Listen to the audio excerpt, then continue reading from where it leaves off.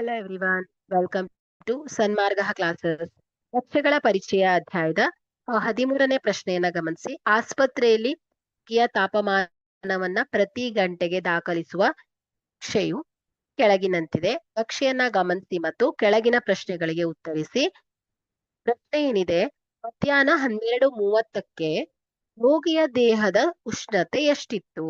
So ಇಲ್ಲಿ ನೋಡಿ, ಇದು ನಕ್ಷೆಯನ್ನ ಗಮನಿಸಿದ್ರೆ ಎಕ್ಸ್ ಅಕ್ಷ ಆಕ್ಸಿಸ್ ಏನ್ ಮಾಡುತ್ತೆ, ಟೈಮ್ ಸಮಯವನ್ನ ರೆಪ್ರೆಸೆಂಟ್ ಮಾಡ್ತಾ ಇದೆ. ವೈ ಆಕ್ಸಿಸ್ ಏನ್ ಮಾಡ್ತಾ ಇದೆ, ಟೆಂಪರೇಚರ್ ಉಷ್ಣತೆಯನ್ನ ರೆಪ್ರೆಸೆಂಟ್ ಮಾಡುತ್ತೆ. ಸೊ ಇಲ್ಲಿ 12ವರೆಗೆ ಅಂದ್ರೆ ಏನಾಯ್ತು, ಈ ಪಾಯಿಂಟ್ ಅಲ್ಲಿ ಬರುತ್ತೆ. ಸೊ 12ವರೆಗೆ, ಸೊ ಈ ಲೈನ್ ಏನಾಗಿದೆ ನೋಡಿ, ಈ ಎಕ್ಸಾಕ್ಟ್ ಈ ಪಾಯಿಂಟ್ ಅಂದ್ರೆ ಏನಾಯ್ತು ಹೇಳಿ, 37.5 ಡಿಗ್ರಿ ಸೆಲ್ಸಿಯಸ್ ಅಲ್ವಾ?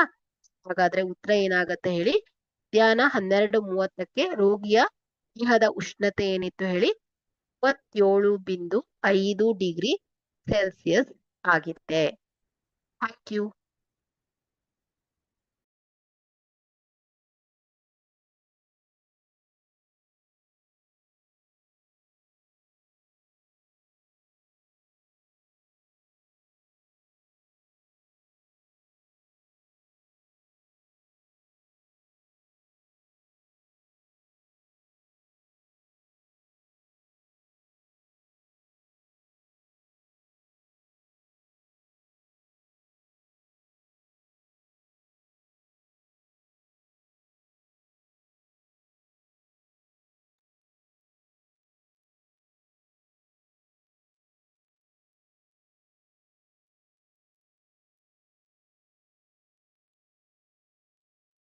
Hello everyone, welcome to Sanmarga classes.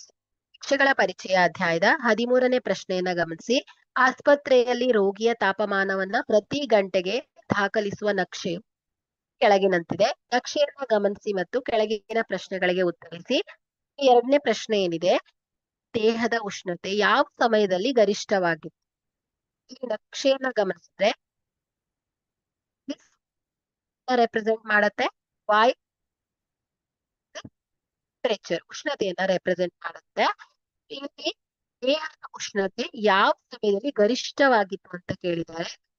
ಒಂದು ರೇಖೆಯನ್ನ ಗಮನಿಸಿದ್ರೆ ಈ ಪಾಯಿಂಟ್ ಅಲ್ಲಿ ಏನಾಗಿದೆ, ಇಷ್ಟವಾಗಿದೆ. ಹಾಗಾದ್ರೆ ಸಮಯ ಏನಾಗುತ್ತೆ ಹೇಳಿ, 11 ಗಂಟೆ. ಸೊ 11 ಗಂಟೆಯಲ್ಲಿ 39 ಡಿಗ್ರಿ ಸೆಲ್ಸಿಯಸ್ ಇತ್ತು. ಇದು ಗರಿಷ್ಠ ಉಷ್ಣತೆ, ದೇಹದ ಗರಿಷ್ಠ ಉಷ್ಣತೆ ಸಮಯ. ಸೊ ಹಾಗಾದ್ರೆ ಸಮಯ ಬೆಳಿಗ್ಗೆ 11 ಗಂಟೆಗೆ. ಸೊ 11 ಗಂಟೆಗೆ ಗರಿಷ್ಠ ಉಷ್ಣತೆ. Thank you.